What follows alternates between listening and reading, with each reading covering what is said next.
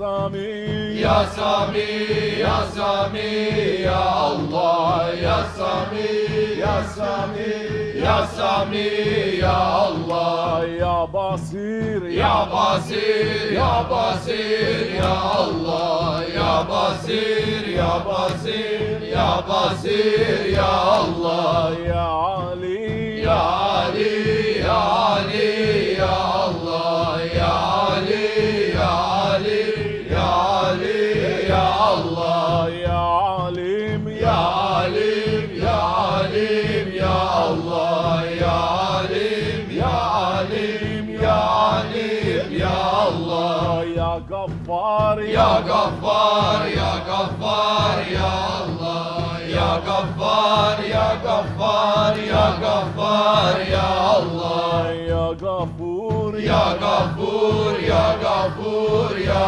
الله يا غفور يا غفور يا غفور يا الله يا غني يا غني يا غني يا الله يا غني يا غني يا غني يا الله يا رزاق يا رزاق يا رزاق يا الله يا رزاق يا رزاق يا رزاق يا الله يا وهاب يا وهاب يا وهاب يا الله يا وهاب يا وهاب يا وهاب يا الله يا أحد يا أحد يا أحد يا الله يا أحد يا أحد يا أحد يا الله يا صمد يا صمد يا صمد يا الله يا صمد يا صمد يا صمد يا الله يا صامي